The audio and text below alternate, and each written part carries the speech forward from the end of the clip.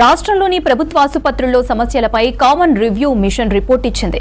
కొన్ని ఆసుపత్రుల్లో డాక్టర్లు లేరని, మిషన్లు పనిచేయటం లేదని చెప్పింది. కోట్లాది రూపాయల మెడికల్ ఎక్విప్మెంట్ వృధాగా ఉన్నట్లు గుర్తించింది టీం. రాష్ట్రంలో 100% ఆయుష్మాన్ ఆరోగ్య మందిరాలను అందుబాటులోకి తీసుకురావడాన్ని అభినందించింది. తొలిసారిగా ట్రాన్స్జెండర్లకు ప్రత్యేక క్లినిక్లను ఏర్పాటు చేయడాన్ని ప్రశంసించింది.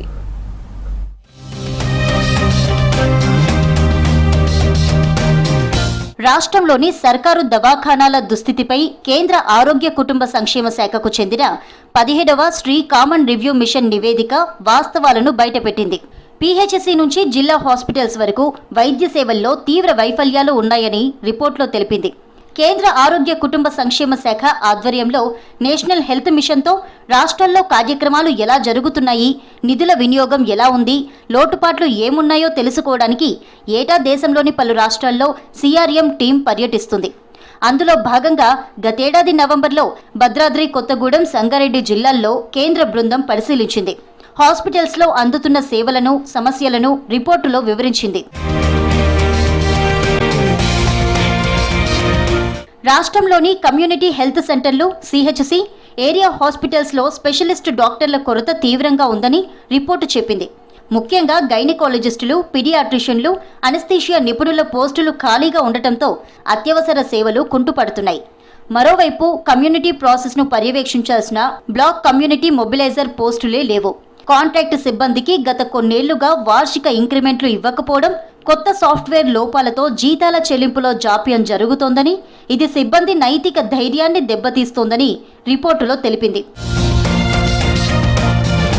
కోట్లాది రూపాయలు వెచ్చించి కొనుగోలు చేసిన మెడికల్ ఎక్విప్మెంట్ దవాఖానాల్లో అలంకారప్రాయంగా మారాయని సిఆర్ఎం రిపోర్టులో తెలిపింది. వెంటిలేటర్లు, సి స్కాన్ మిషన్లు ఉన్నప్పటికీ మెయింటెనెన్స్ లేక అవి పనిచేయడం లేదని మిషన్ తెలిపింది. కరోనా సమయంలో ఏర్పాటు చేసిన ఆక్సిజన్ ప్లాంట్ల నిర్వహణ గాలికి వదిలేశారు. వీటికి యాన్యువల్ మెయింటెనెన్స్ ఒప్పందాలు లేకపోవడంతో చిన్న రిపేర్ వచ్చినా బాగు చేసే నాదుడే లేడని రిపోర్టు స్పష్టం చేసింది. ఏరియా హాస్పిటల్స్లో ట్యాబ్లు కేవలం శాంపుల్ కలెక్షన్ సెంటర్లకే పరిమితమయ్యాయని, అక్కడ అన్ని వసతులు ఉన్నా టెస్టులు చేయకుండా జిల్లా కేంద్రాలకు పంపిస్తున్నారని రిపోర్టులో చెప్పింది. కెమికల్స్ కొరతతో అనేక మిషన్లు మూలన పడ్డాయి.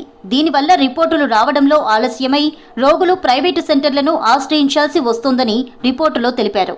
లేబర్ రూముల్లో ప్రైవసీ కరువైందని, గర్భిణీలపై యంత్రాంగం అత్యంత నిర్లక్ష్యంగా ఉందని రిపోర్టు చెప్పింది. లేబర్ రూముల్లో కనీసం తెరలు కూడా లేకపోవడం వల్ల మహిళల ప్రైవసీకి తీవ్ర భంగం కలుగుతోందని కమిటీ అసహనం వ్యక్తం చేసింది. ఒక రాష్ట్రంలో నార్మల్ డెలివరీల కంటే సిజేరియన్లు పెరుగుతున్నాయని చెప్పారు. దీనిపై వెంటనే క్లినికల్ ఆడిట్ జరపాలని రాష్ట్ర ప్రభుత్వాన్ని ఆదేశించింది.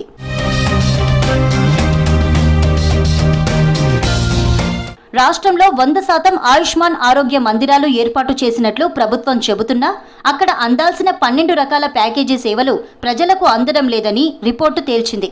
కేవలం బీపీ, షుగర్ వంటి కొన్ని సేవలే అందుతున్నాయని, మెంటల్ హెల్త్, కంటి పరీక్షలు, జీరియాట్రిక్స్ సేవలు వంటివి ఇంకా ప్రారంభం కావాల్సి ఉందని తెలిపింది.